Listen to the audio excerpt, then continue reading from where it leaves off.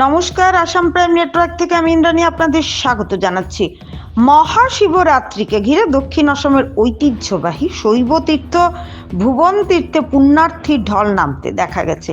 ত্রয়োদশী ও চতুর্দশী তিথিতে কয়েক লক্ষ পুণ্যার্থী ভুবন পাহাড়ের চূড়ায় থাকা ভুবন বাবার মন্দিরে পুজো দেন বলে জানা গেছে। এদিকে যারা পাহাড়ে উঠেছিলেন বৃহস্পতিবার সকালে তারা পাহাড় থেকে নেমে বাড়িমুখো হন। বৃহস্পতিবার সকালে 9টার পর চতুর্দশী শেষ হয়েছে।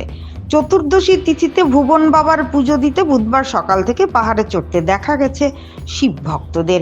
এদিকে আবহাওয়া অনুকূল থাকায় প্রচন্ড রোদ ও গরম উপেক্ষা করে হাজার হাজার শিব ভক্তদের লক্ষ্য ছিল পাহাড়, এবং এক সময় তা জনসমুদ্রের রূপ নেয়। আর এতে ভুবন মেলার এবারের জনপ্লাবন বিগত দিনের সব রেকর্ড ভেঙে কয়েক লক্ষ পুণ্যার্থী ভুবন বাবার পুজো দিয়েছেন বলে অনুমান করা হয়েছে।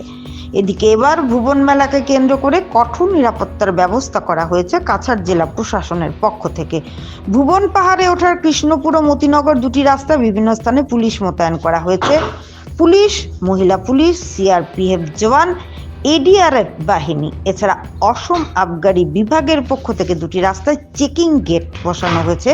এছাড়াও স্বাস্থ্য বিভাগের পক্ষ থেকে 24 ঘন্টা হেল্প ক্যাম্প খোলা হয়েছে। এই কৃষ্ণপুর ও মতিনগরে খোলা হয়েছে অস্থায়ী পুলিশ কন্ট্রোল রুম।